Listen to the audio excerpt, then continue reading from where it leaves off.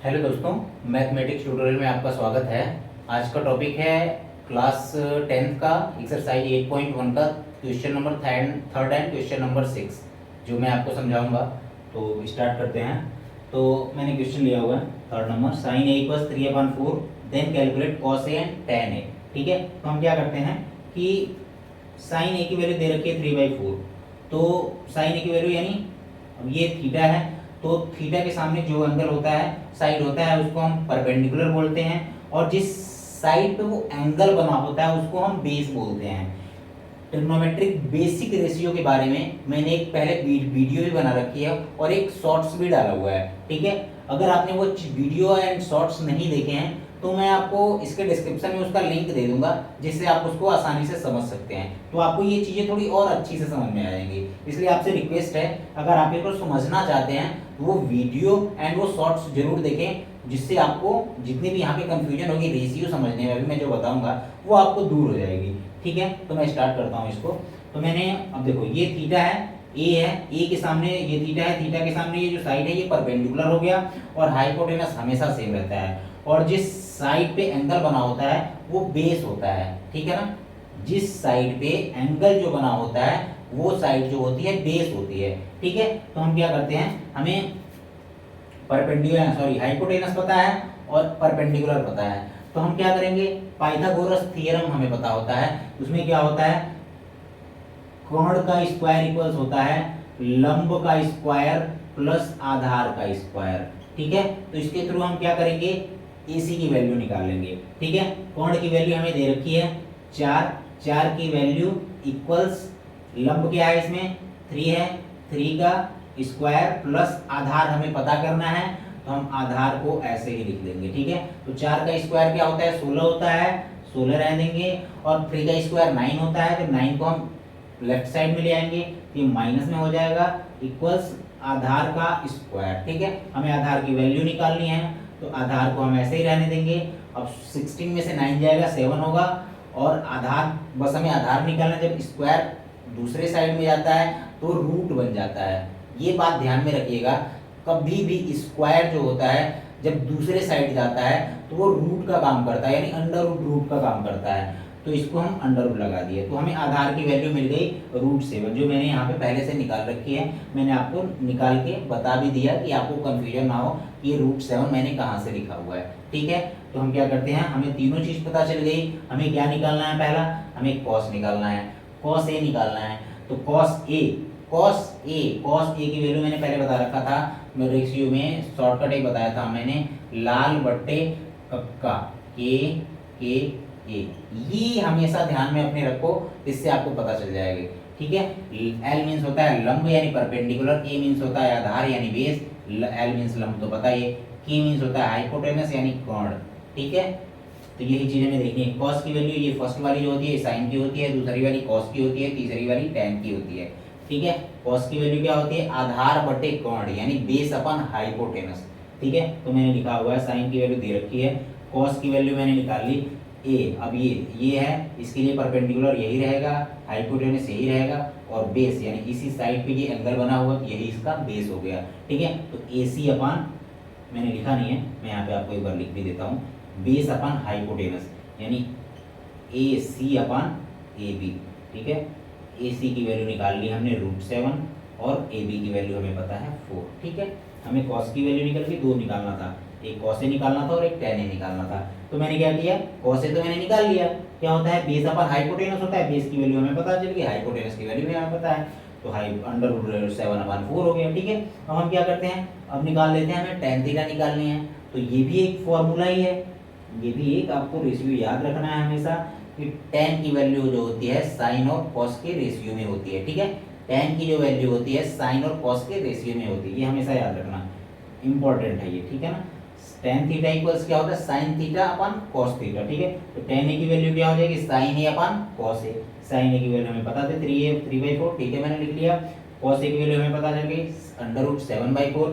अगर ऐसे कभी भी आपको आ जाए, कहीं पे भी मिल जाए फ्रैक्शन, तो आपको यही देखना है ऊपर वाला जो नंबर होता है उसका सबसे नीचे वाले नंबर से मल्टीप्लाई होगा और बीच वाले का आपस में 20 से मल्टीप्लाई होगा। ये भी बात हमेशा आप लोग ध्यान में रखिएगा, ये बहुत चीजें बहुत लोग कंफ्यूज रहते हैं, कर नहीं पाते हैं।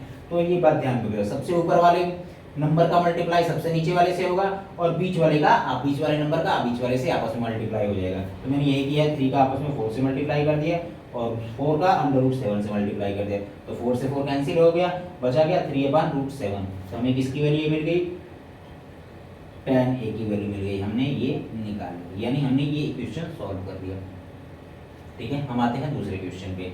यहाँ पे क्या लिखा हुआ है, if angle A and angle B are acute angles such that cos A equals cos B, ये हमें दे रखा है पहले से। ठीक है, then prove that angle A equal angle B। तो हम क्या करेंगे, इसके लिए समझने के लिए मैंने क्या किया है, एक राइट एंगल ट्रायंगल बना लिया है और इसमें मैंने दे भी दिया है। क्या बोल रहा है कि बोल रहे हैं A and angle B are acute angle. अगर A और B अगर एक्यूट एंगल हो गए तो जो तीसरा वाला एंगल होगा वो तो 90 डिग्री का पहले से है ही है। तो जब ये दे रखा है और ये दे रखा है, ये दोनों एक्यूट एंगल दे रखे हैं। ठीक है, और ये C दे रखा है 90 डिग्री। जब ये A और B एक्यूट एंगल हो गए तो बचा एक ही है डिग्री, और राइट एंगल ट्रायंगल का काम हो रहा है, यहाँ पे 90 डिग्री का ही होगा, क्योंकि ये दोनों का मिला के 90 डिग्री होगा, क्योंकि ये दोनों एक्यूट एंगल है। 90 डिग्री से ज़्यादा नहीं हो सकते, 90 डिग्री से कम ही रहेंगे। ठीक है, इसलिए ये दोनों एक्यूट एंगल है। और ये दोनों मान लो ये 90 डिग्री का अगर हो ही गया है, ये दोनों अगर 45 के होंगे तभी तो ये 180 का होगा ट्रायंगल का एंगल का सम। तो अभी हम क्या करते हैं, अब हमें क्या दिया है, cos A equals cos B दिया हुआ है। तो हम क्या करते हैं, इससे cos A की वैल्यू निकालते हैं, cos A। अब फिर वहीं पे आई, जैसे यहाँ पे मैंने ये वाला एंगल लेके बताया था ना, वही चीज यहाँ पे भी आई, cos A। अब इसके लिए हाइपोटेनस तो पहले से हाइपोटेनस है ही है। अब A ये वाला एंगल है, इस कौन से साइड पे बना हुआ है, AC वाले साइड पे बना हुआ है, ये हो जाएगा बेस और ये हो जाएगा परपेंडिकुलर। ठीक है, यानी cos की वैल्यू क्या होती है, आधार बट्टे कोण। देखिए आधार बट्टे कोण, पहला साइन होता है, दूसरा cos होता है, तीसरा tan होता है। cos की वैल्यू क्या होती है, आधार बट्टे कोण, यानी बेस अपन हाइपोटेनस। तो आधार यानी बेस AC है, AC लिख लिया मैंने। अब कोण आपका पूरे राइट एंगल ट्रायंगल में सेम होगा, यानी AB हो गया। ठीक है, अब cos B की वैल्यू निकाल लेते हैं, cos B की वैल्यू क्या होगी। अब इसके लिए देखिए, अब हमने एंगल चेंज कर दिया, पहले A एंगल था, अब B वाले की वैल्यू, B वाले का रेशियो पूछ रहा है। तो B, अब ये एंगल हो गया, तो इसके सामने कौन सा है, ये परपेंडिकुलर है। एंगल के सामने जो भी साइड होता है वो परपेंडिकुलर होता है, और जिस साइड पे ये एंगल बना होता है, इस साइड पे ये एंगल बना हुआ है, तो ये साइड क्या हो जाएगी, अब बेस का काम करेगी और ये परपेंडिकुलर का काम करेगा। ठीक है, अब इस वाले साइड पे ये एंगल बना हुआ है तो ये बेस का काम करेगा, ये परपेंडिकुलर का काम करेगा, और हाइपोटेनस तो हमेशा सेम रहता है। ठीक है, तब cos B की वैल्यू अगर हम निकालेंगे, cos B, cos का क्या होता है, आधार बट्टे कोण, बेस अपन हाइपोटेनस। आधार तो यही है BC, अब कोण तो आपका सेम ही रहेगा। ये भी यहाँ पे दे क्या रखा है, पहले से हमें दे रखा है, ये हमें दे रखा है, इसी की मदद से हम इसको प्रूफ कर देंगे। क्या दे रखा है, cos A equals cos B। तो cos A की वैल्यू मैंने यहाँ से लिख दी, cos B की वैल्यू मैंने यहाँ से लिख दी। अब इन दोनों को मैंने क्या किया, आपस में क्रॉस कर दिया। ठीक है, AB से AB कैंसिल हो गया, बचा क्या, AC इक्वल्स BC। अब AC इक्वल्स BC। अब क्या बोल रहा है कि, अब इसको थोड़ा मैं रफ कर देता, थोड़ा क्लियर हो जाएगा तो आपको भी समझ में आ जाएगा। ठीक है, अब बोल रहा है AC की वैल्यू जो है BC की वैल्यू के बराबर है।